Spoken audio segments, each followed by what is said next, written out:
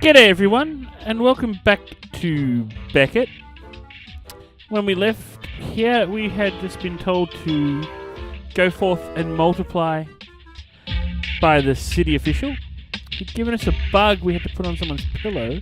I'm guessing it's the attractive lady we found at the bar. So we're going to follow these instructions and go away. Slight hesitation in his step betrays Beckett's intent. He returns to the bar.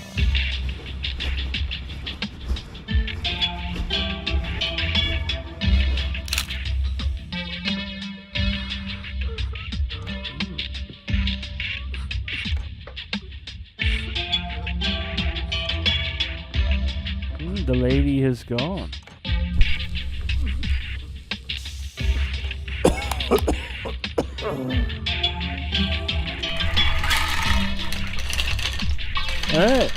Hey, your lady friend left you this. KP hands Beckett a scrap of paper with the words, "Thanks, sweetheart," on it. She said thanks for checking on her baby. A sour, metallic taste lingers in his mouth. Beckett glances again at the scrap of paper and tosses it onto the bar. There's a dull ache in Beckett's bladder that he should respond to, a feeling that reminds him of time spent cross-legged in school classrooms.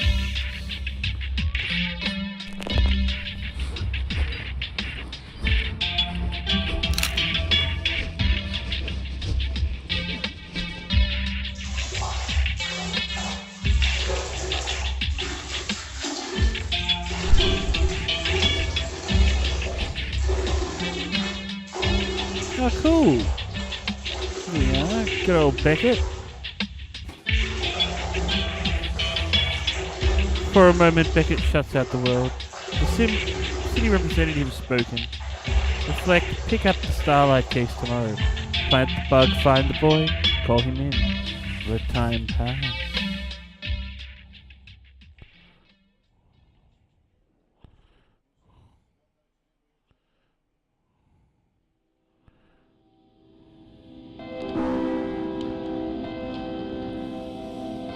A zoo in some city that wasn't their own.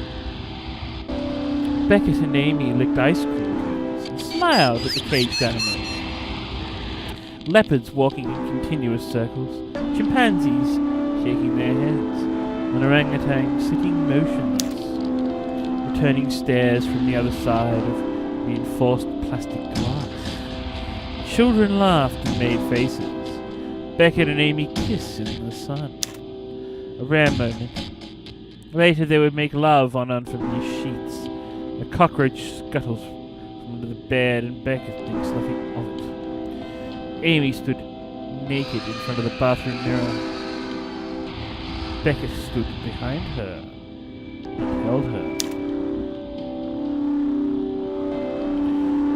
Their heads gently touched and Beckett misunderstood Amy's deep sorrow for love. Beneath his fingertips, fate had just set its death machine to work. Just a speck for now. Nothing but a speck. Give it time, Beckett. This body is mine.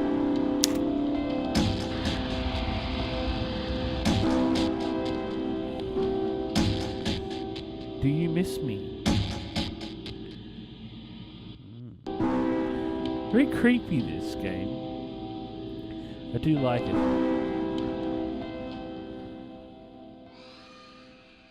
Why am I here? Corruption. Do your job. Plant the bug. Plant the bug.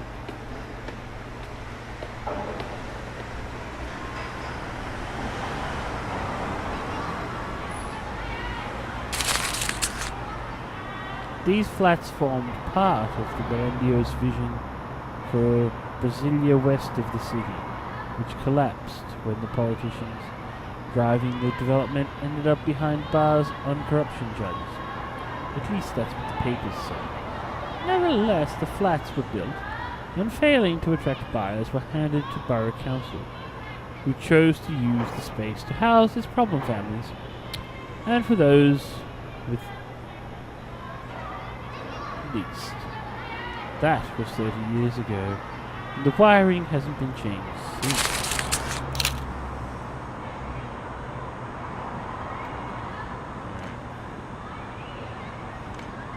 Charlie. Okay. Courtyard.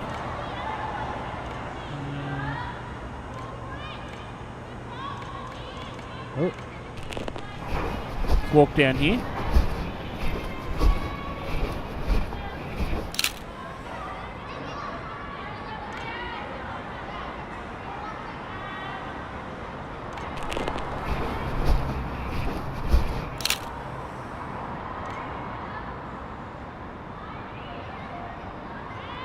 I'm not entirely sure where I'm supposed to be going. There are a dozen or so crane flies lying dead on the floor. Beckett stoops down and picks one up, examining between his thumb and forefinger. Suffocation. The insect hangs limp. His focus shifts from its thin legs to the hairs on the back of his hand. His hands were becoming his father's. Beckett had always feared his father's hands. He misunderstood the little spots as large freckles, and had assumed they had always been there. Now he knew they were a sign of death. Death was coming for him. He throws the insect away. It drops to the floor without a sound.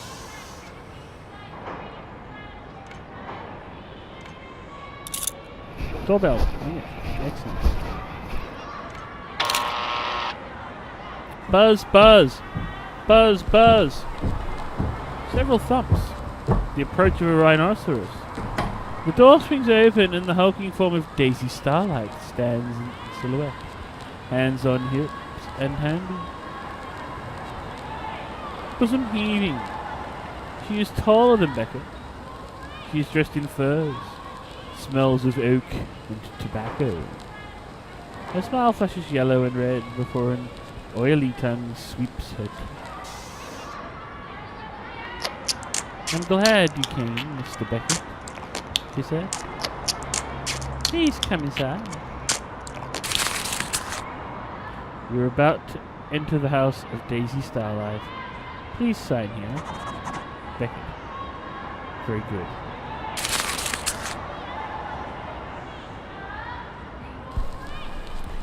She takes a single step back, leaving a slim passage for Beckett to move by.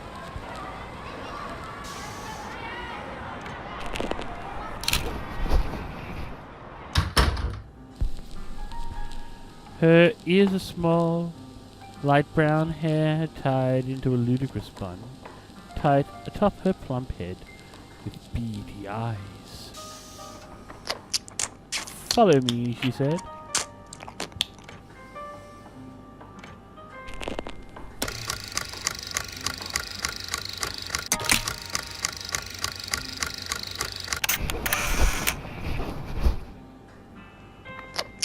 Please come into the kitchen.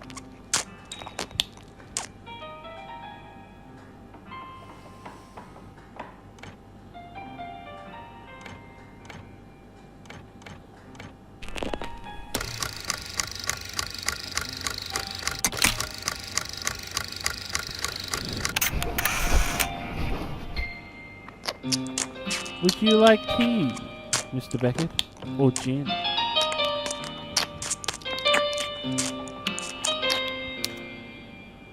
Drink gin like father did, and tea like mother did. I'm gonna have a gin. Peregrine's father used to like a morning tipple too. You remind me of him, Mr. Beckett. Beckett. Just Beckett. Spoke Beckett. Yes. Now please take a seat at the table. I'll just be a moment while I drug your drink.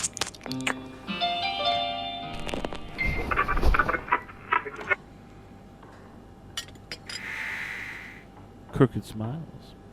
They sit at the kitchen table in a moment's silence. Daisy Starlight dips into a bowl of white sugar cubes. Beckett takes a mouthful of his gin and tonic. You'll appreciate the necessity of alcohol when you're older, son. The liquid washes about his teeth, passing easily through the gaps and over a few dimpled sockets. His smile was once his best feature, but not anymore.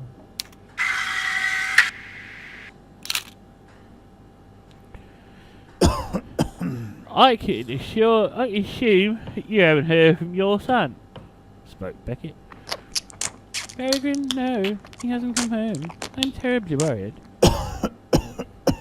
I need you to tell me the facts, no lies. Lies are no use to me. Of course. I'm so very grateful that you've taken the time to see me.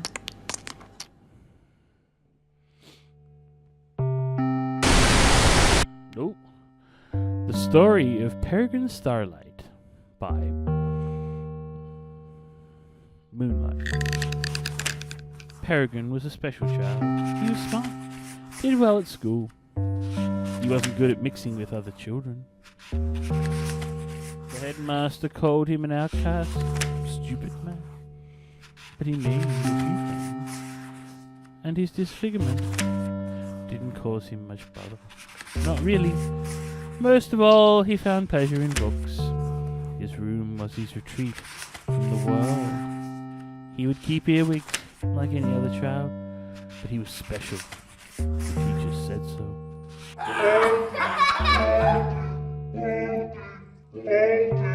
In his teenage years, he grew in confidence. Not much in height, he no longer shied away from the other boys. He brushed off their cruelty. It must have been hard going bald before your 18th birthday. He does have hair, but you mainly see head. He has such a beautiful round head. He grew his hair all that it could and tied it back. A golden ponytail. He graduated from school and headed to the city, where I lost him for a few years. He had become a man, going his own way in the world. I think he was doing non-prescription drugs. I told him never to stray from what you know, but I think that was the trigger. He took a job as an assistant at one of the city desks. He was doing well until he started showing the signs. They called me his work. They said Peregrine was acting oddly. I should have known straight away. The soft paranoia. His granddad had that. Kept him from fighting in the war. Ended him locked up in the madhouse.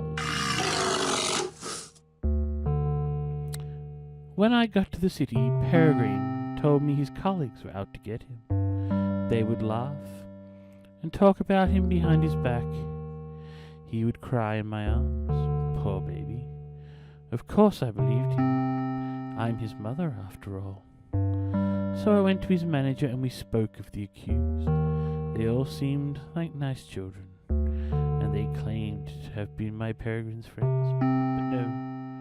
I stuck by my Peregrine. Like him, I also saw the monsters beneath their skins.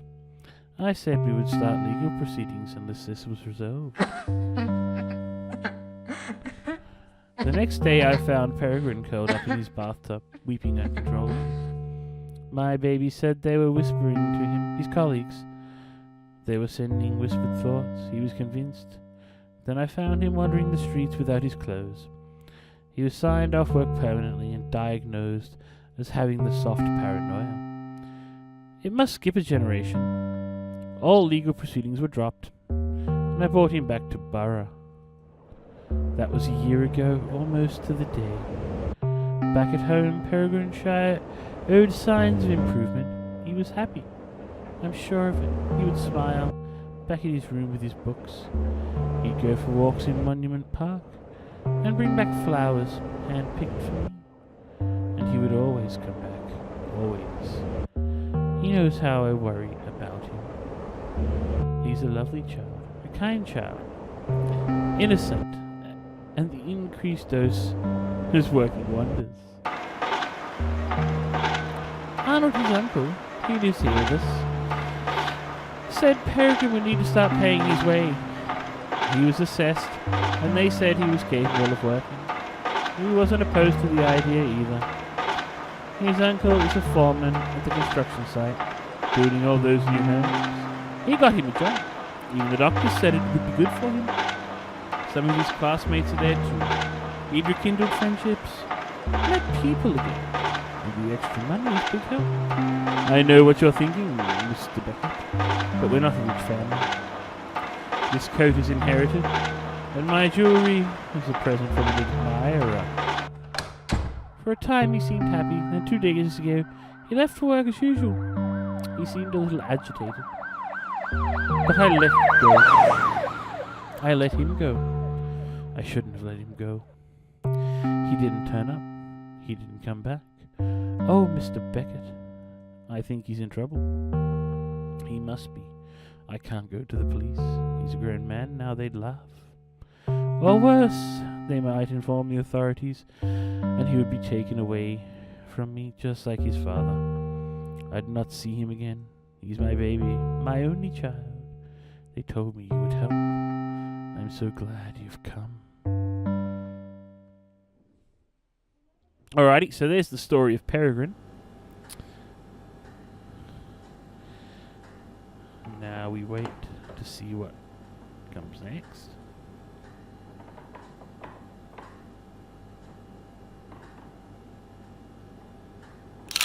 Old track clicking this one. I'll find you, son.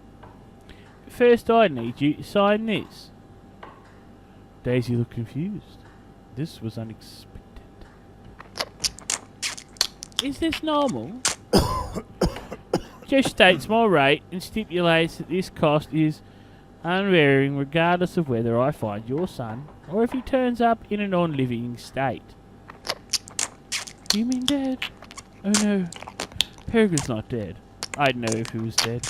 We were very close. It would be useful to have a look about.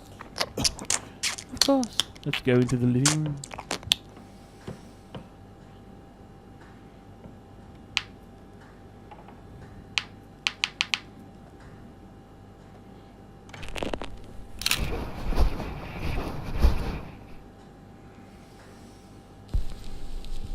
Daisy deposits her hulking form onto a threadbare sofa, once upholstered in an opulent red velvet. She smiles at Beckett and reaches for the remote control. I decorated this room myself, she said.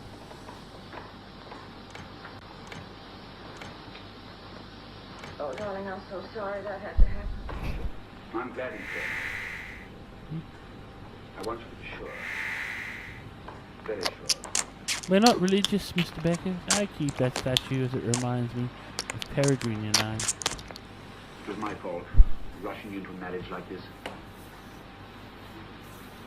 But I love you, and that's my only excuse.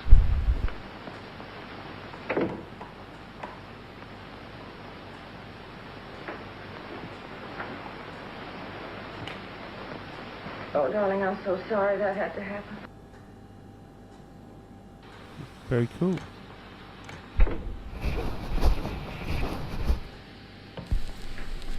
The bookcase is filled with cheap romances and self-help paperbacks. An assortment of trinkets and objects of no material worth are placed ad hoc on the shelves. Photo. Yeah. Hello. It was my fault, rushing you into a marriage like this. I was beautiful in my youth. You can see that, can't you? That's my only excuse.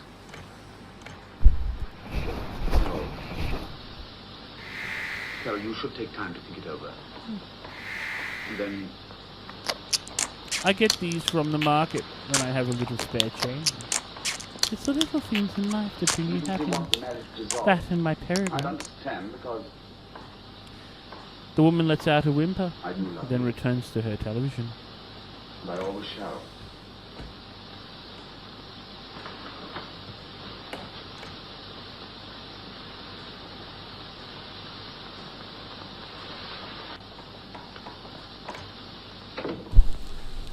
Like Beckett, she's no longer wearing a wedding ring.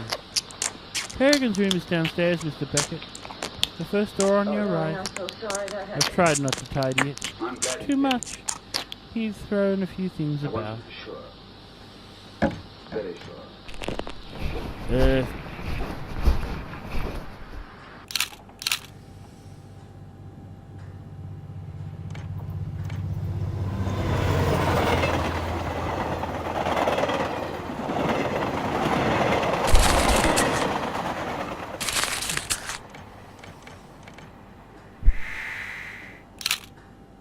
Peregrine's room.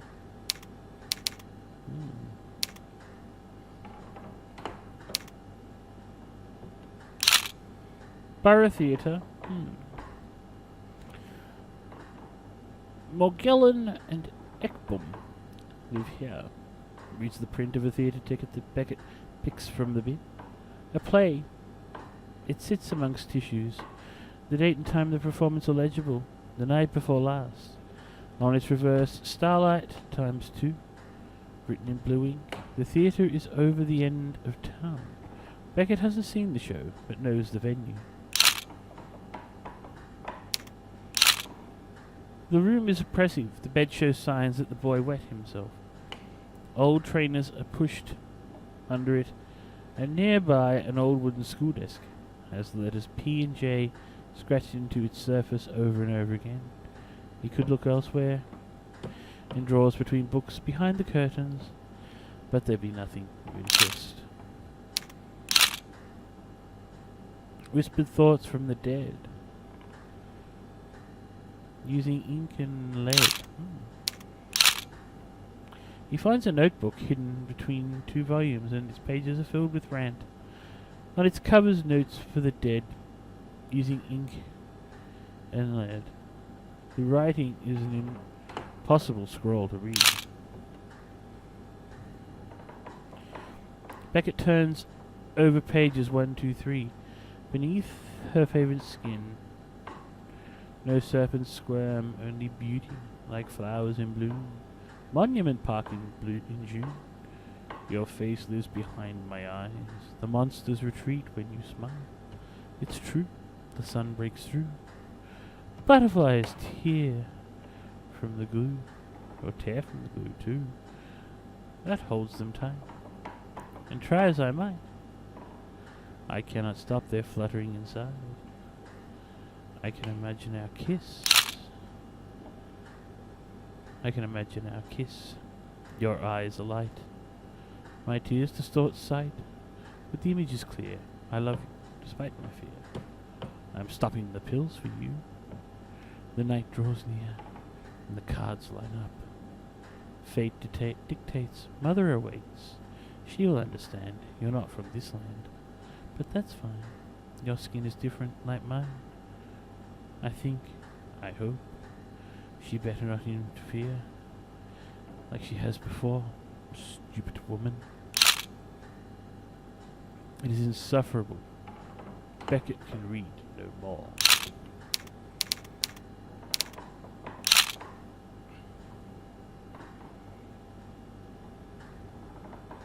The bookshelves are an assortment of artifacts. Peregrine occupies his mind with construction.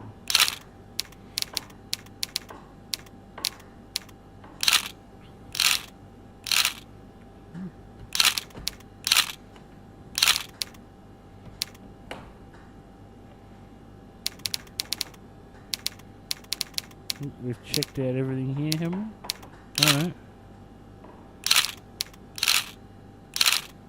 Yeah.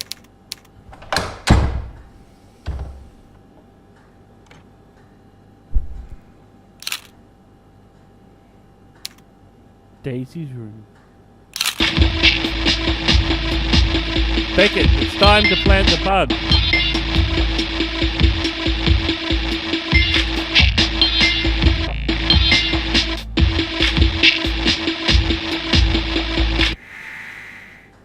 A silent response. Beckett takes a small box from his overcoat pocket and slides open its lid. Inside, the milky white grub squirms against his padded mattress. It has grown. Beckett lifts the creature. with his thumb and forefinger, its translucent body writhing in silent response. In the bedroom light, he can see the black beads inside and a mangle of fine electrical wires. He opens the pillowcase and gently places the larvae inside. Its instinct is to nestle into the soft fabric, waiting for a living host. He notices small yellow stains on the white padding in the box. The grub's sack had torn.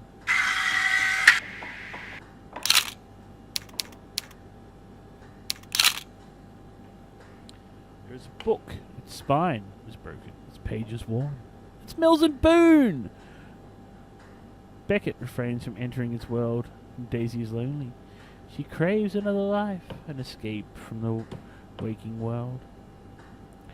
Beckett imagines her touch. Beckett shuts his eyes to clear these thoughts. Beckett can hear the television hiss and whine from the floor above. He sees Daisy staring into its glare, a flickering other world where everything works out, where love is something eternal and doesn't discriminate. He sees her wandering hands and darting eyes. He hears her descend the stairs and heavy brush of the carpet as she follows him into her room. There are rose petals on your head, on her bed. There are rose petals on the bed. Clear your head, Beckett. Clear your head. The picture shows Daisy Starlight in her youth, letting go of what was is never easy. The beautiful Daisy Starlight, desirable, taking the world to her advantage. This is the reality she wants, locked behind glass frames. The brain offers a distorted reality.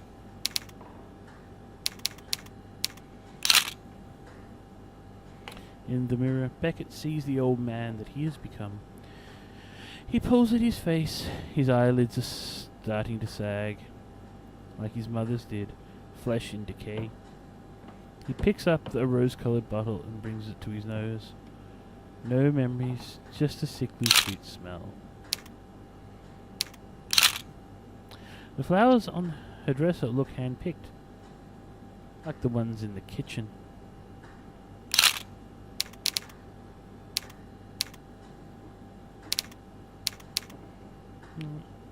We've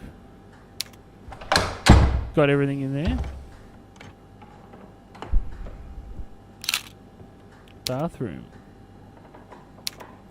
A rummage in the camera, he finds a number of pill bottles. Pill are issued from the infirmary, from its mental health department. The consultant is stated as the reality principal. There is a shudder down his spine. In Beckett's left hand, Mr. Peregrine Starlight. In Beckett's right hand, Miss Daisy Starlight. So she's on the gear as well. The reality principle. The city chose to relocate its mental health research facility within the borough's infirmary, and the politician Grundy Jones had been fundamental to making this happen. It was a backhand deal to remove problem patients from the city. That Peregrine is under treatment of the reality principle speaks volumes about his condition. The city representative must have known this. Daisy's medication is unexpected. The cabinet door slides shut. Cleaning products line the shelves as a statement of intent. He takes a piss and runs cold water every sentence. He has done a poor job at shaving. Disnoising. Forget it. Elsewhere, a number of tubes and bottles. He recalls his mother's essentials, as she'd call them: moisturizers, toner, and conditioner. He felt a huge love for this woman as her youth fell away, and Beckett realized that she was worried about maintaining her looks. By reasoning, was a vulnerable person who feared the opinion of others. She was a child inside. We all are. Her routine became part of her life, the present slipping into the future. He wasn't always there, ever alone in the house. She'd still rub the cream into her skin. Beckett would be doing other things. That was her reality, not his. An outsider. Beckett steadied himself against the sink He misses his mother. She'd been dead for decades. Younger than him when she died. Younger than him in his head.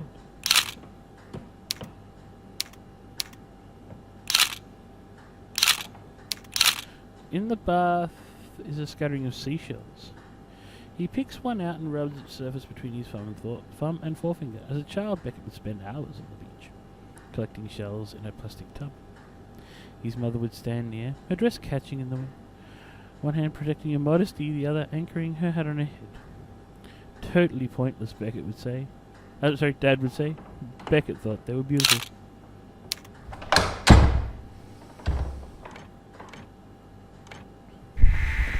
Alright, last room. The spare room.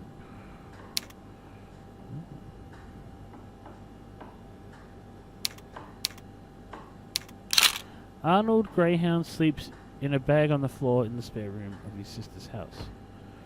Was this the life he aspired to? Was this the expected outcome when he shoved a co-worker? She assumed his infidelity was with another woman, and Arnold would never have known it otherwise. Arnold would never have it known otherwise. He lives out of a suitcase. He seeks forgiveness, but he'll never escape his sin. Okay. Alright, the plot thickens. That's the room's done. Beckett rubs his eyes and picks something from its corner. Flicking it absent-mindedly onto the hallway rug, he imagined Daisy slumped on his sofa, dreaming of a better life through the pages of a trashy novella. We always want what we can't have. Was there any point in revisiting the rooms? He has enough to go on. Just gonna check this one more time.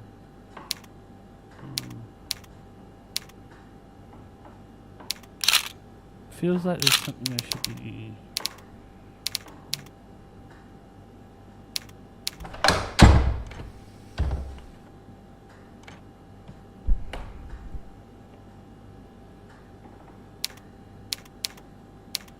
No.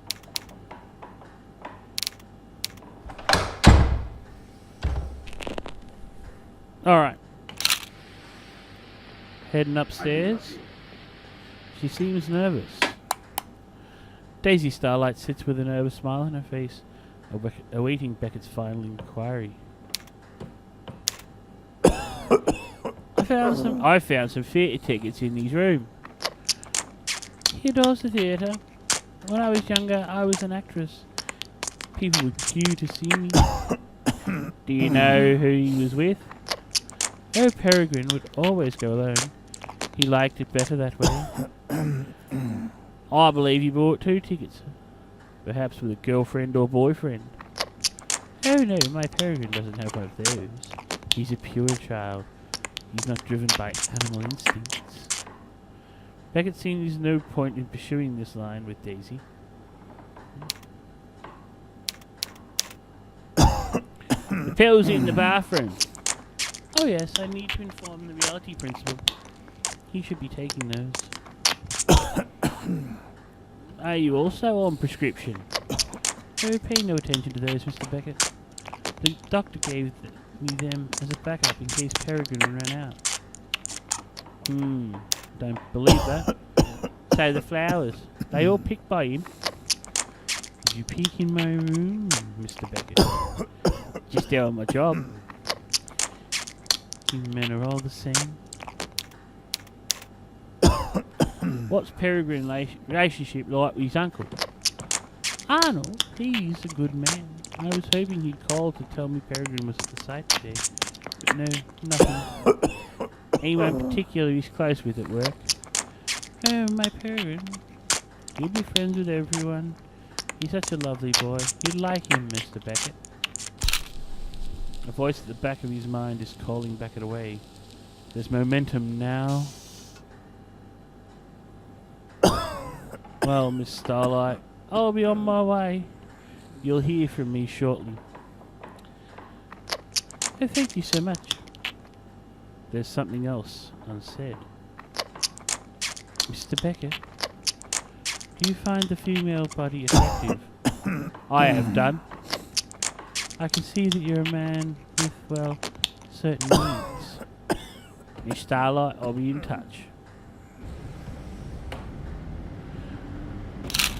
Alright folks, I'm gonna leave this episode here. I want to thank you all for joining me. If you enjoyed this episode of Beckett, please remember to leave a like, a thumbs up, all that good stuff. If you're new to the channel and want to see more Beckett, please subscribe and hit the notification icon. And comments, please feel free to leave comments, because your support is phenomenal and so greatly appreciated. Yes, anyway, until next time when we venture into Beckett.